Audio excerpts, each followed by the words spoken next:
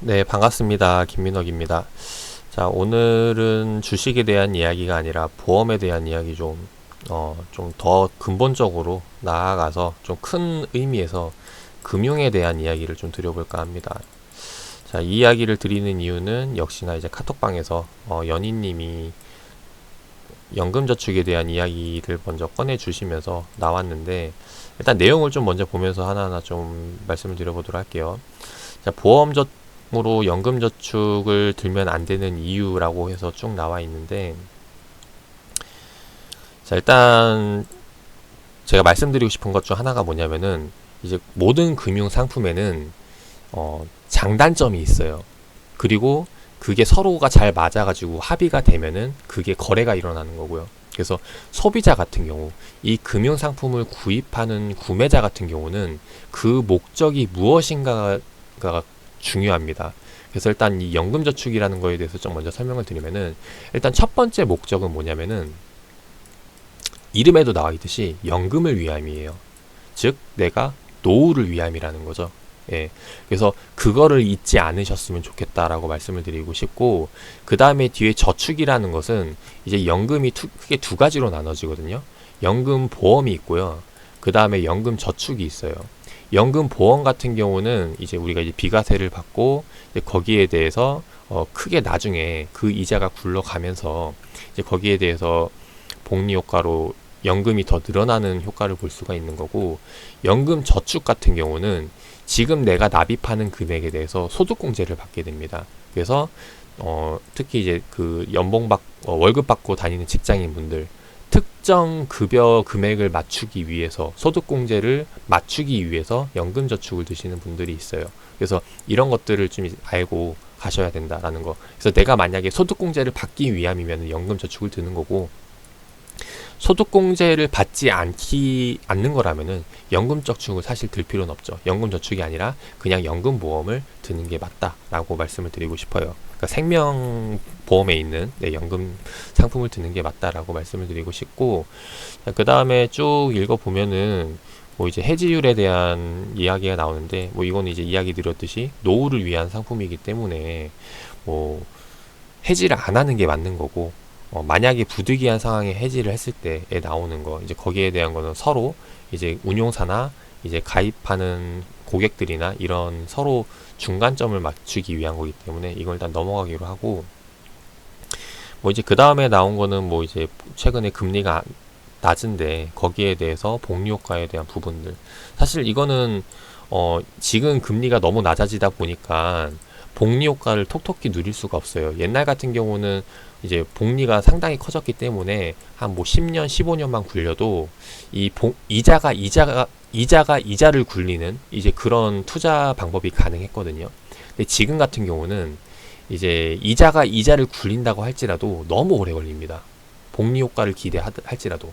그래서 물론 기대할 수 있는데 이게 왜 안 되냐면은 인간의 수명이 정해져 있기 때문에 실제로 우리가 기대할 수 있는 복리를 보기 위해서는 뭐 이제 100살 그 이상을 살아야 되는 그런 상황이 생긴다라는 거죠. 그래서 여기에 대한 부분을 지금 연인이 말씀을 해주신 거고, 그다음 쭉 이제 읽어보면은 뭐 이제 실비만 드러났다.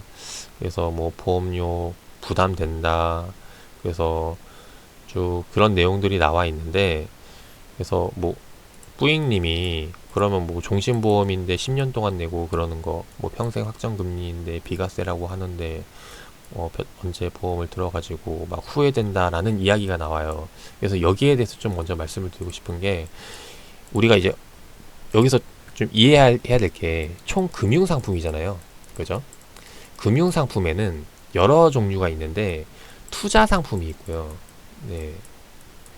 내가 진짜 돈을 벌기 위한 투자 상품이 있고 보장을 받기 위한 상품이 있어요. 안정적으로. 네. 과감한 베팅을 하느냐 아니면 안정적으로 하느냐, 이제 이거에 나뉘어지는데, 보험 같은 경우는 투자가 아니라 보장에 대한 부분이 더 큰 상품이라는 걸 일단 먼저 알고 가셨으면 좋겠습니다. 그래서 여기에 대해서 좀 디테일하게 말씀을 드리면은, 보험이라는 게 이제 크게 네 가지로 나눠져요. 첫 번째로는 우리가 흔히 알고 있는 죽었을 때 나오는 이제 생명보험이죠.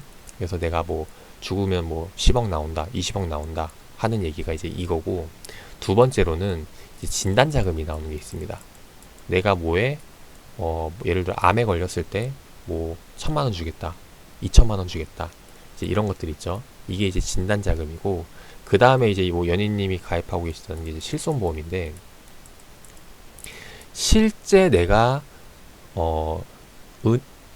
병원에 가서 지출한 비용, 약국에 가서 썼던 비용, 실제로 썼던 비용을 돌려받는 게 실손보험이라고 보시면 돼요. 그리고 이제 보험의 종류가 이제 노후, 이제 연금보험이 있고요.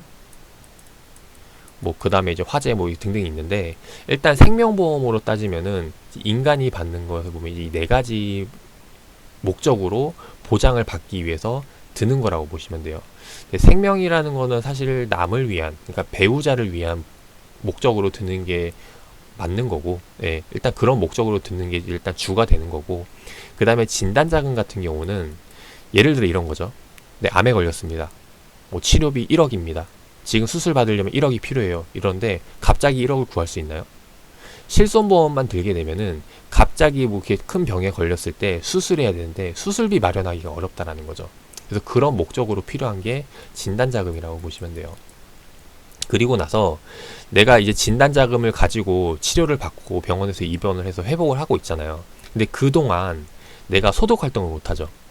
내가 직장 다니고 있으면은 월급을 못 받게 됩니다. 그러면은 소득에 대한 공백이 생기죠. 이제 그거를 뭘로 메꾸는 거냐면은 이제 실손으로 메꾼다라고 보시면 돼요. 그래서 진단으로 치료를 받고, 진단자금으로 치료를 받고, 여기서 쓴 비용을 실손 처리해서 이게 이제 돈을 받게 되는 건데, 이게 사실상 내가 그동안 일을 못한 것에 대한 그 가치로 받는 것, 대가로 받는 거다라고 이제 생각을 하면은 좀 좋을 것 같아요.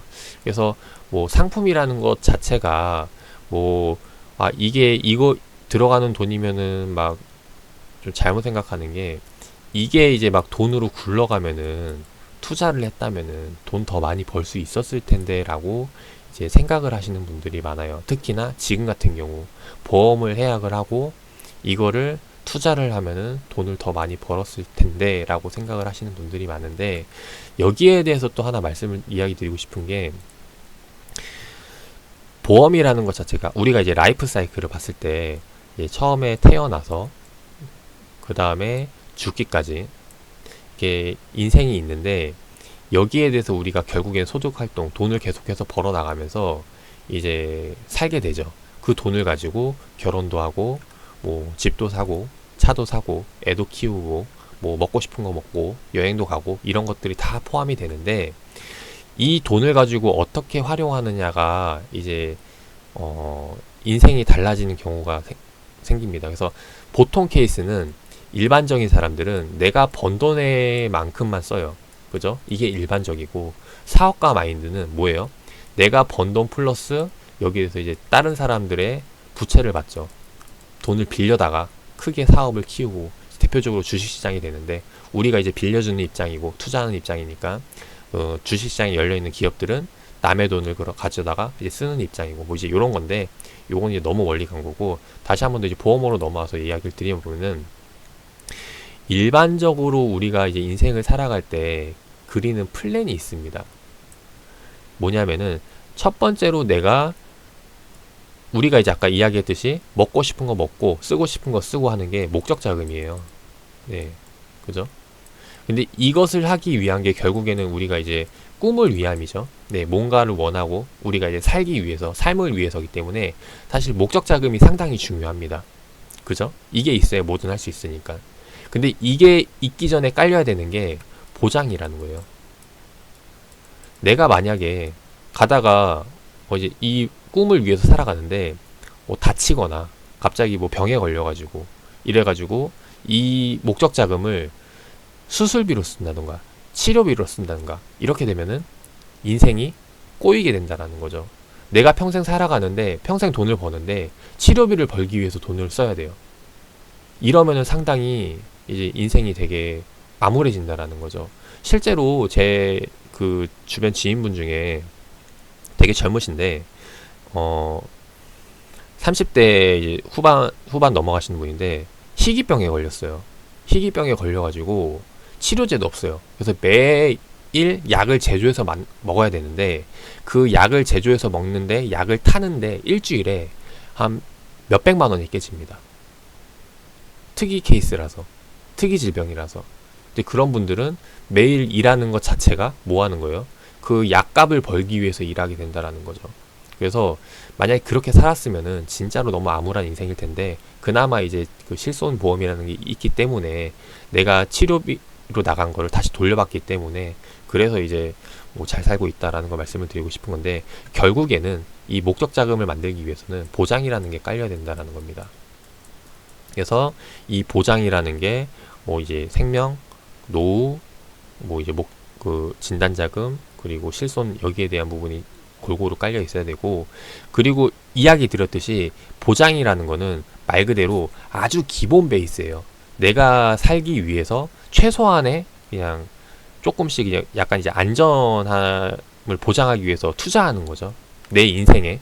그래서 이거를 뭐 돈을 벌기 위함으로 들어가는 건 아니라고 봅니다. 그래서 여기에 너무 많은 돈을 투자하는 것도 사실 오바고, 네. 그래서 적당한 만큼 보장은 그냥 제 말 그대로 나에 대한 안전을 지켜줄 수 있는 정도로만 들어가는 게 낫고, 나머지는 목적 자금을 위해서 써야 된다라는 거죠. 그래서 목적 자금이라는 게 아까 이야기했듯이 모든 욕구가 해소가 되면은 그 다음으로 넘어가는 게 뭐냐면은 이제 노후거든요.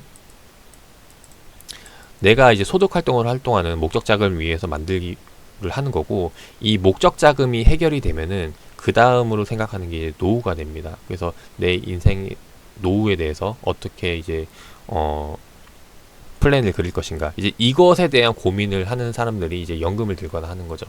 그래서 노후까지 고민을 하게 되는 거고, 그 다음 노후에 대한 문제가 해결이 된다면은 그 다음으로 이제 생각을 하는 게 상속에 대한 부분이죠.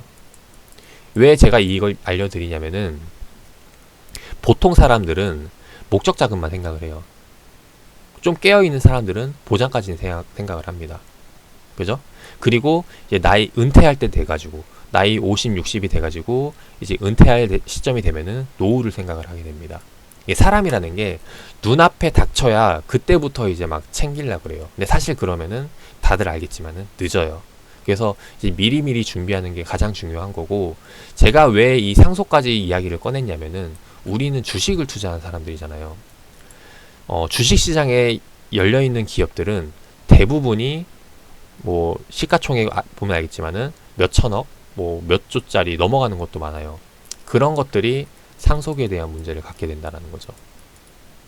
상속이 어떻게 진행이 되느냐, 이제 우리 같은 경우는 상속세가 있죠. 네, 그래서 나라의 세금을 떼가지고 이렇게 진행이 되는데, 저도 뭐 정확히는 모르지만은 이제 그쪽 분야가 아니다 보니까. 근데 여기에 대해서 다른 이에게, 자식에게 돈을 물려줌으로써 거기에 대해서 이제 흔히 말하는 이제 변동성이 생깁니다. 네, 그렇겠죠. 이 변동성이 즉 뭘 뜻하냐면은, 우리에게는 이제 기회가 돼요. 돈 벌 수 있는 기회. 흔히 상속에 대한 부분도 있지만은, 또 이걸 다른 케이스로 들어드리면은 뭐 이제 인수합병이라던가 기업에 대한 합병이라던가 분할이라던가 이런 것들도 다 약간 상속 같은 케이스죠. 네.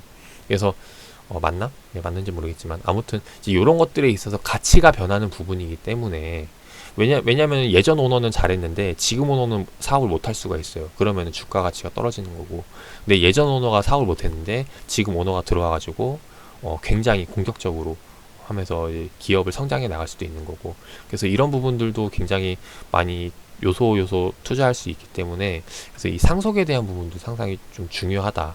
물론 우리가 이런 거 고민을 할 정도의 돈을 많이 벌 수 있으면 좋겠지만, 자식도 있고 결혼도 하고. 네, 아무튼 이런 것들을 좀 말씀을 드리고 싶었고, 그래서 일단 뭐 이렇게 계속 보험에 대한 이야기가 나오는데, 보험을 너무 안 좋게만 생각을 하시는 것 같아서 말씀을 드렸습니다.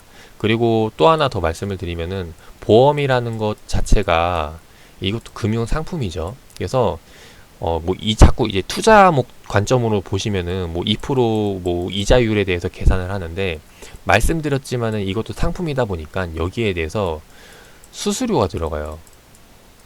운용사가 예를 들어 뭐 뭐 S그룹이면 S그룹에서 이 상품을 만들었으니까 유지보수 해야겠죠. 여기에 대한 수수료가 붙습니다. 그리고 이제 여기에 대해서 보험 상품이 장기 상품이다 보니까 관리해주는 사람이 필요해요. 그래서 보통 이거 같은 경우는 이제 담당자가 붙죠. 담당자 인센도 붙고, 그래서 이거를 다 빼고 난 나머지 돈을 가지고 여기에 대해서 2% 이제 운용이 된다라고 보시면 돼요. 그래서 실제로 내가 투자한, 만약에 100만 원을 투자했다. 그럼 2만 원이 나오는 게 아니라 수수료, 담당자 수수료 이런 거 다 빼가지고 이제 그거 나머지에 대한 금액이 굴러가기 때문에, 그래서 초창기에는 이런 유지비가 굉장히 많이 들어가기 때문에 손해를 본다라고 많이들 생각을 하세요. 근데 보통 이게 장기 상품 같은 경우는 이게 다 회복이 되는 시점이, 이제 원금 회복되는 시점이 보통은 이제 7년 정도로 잡고 있는데, 이제 금리가 더 낮아지면 낮아질수록 이제 7년보다 더 길어, 8년, 9년 더 길어지게 되는 거죠. 그래서 이게 일단 이런 구조를 잘 알고 있어야 된다라고 말씀을 드리고 싶고, 뭐 아무튼 이제 결론은 이거예요. 보험을 팔아가지고 주식 자금에 더 지금 태우시려는 분들이 계실 텐데, 나중에 나이 들면은 보험을 가입하고 싶어도 가입 못하는 상황이 생깁니다. 네. 그래서 일단 이거는 이제 젊은 사람들에게 가입할 수 있는 특권이기도 하고, 물론 이제 이 연금 같은 경우는 좀 제외예요. 네.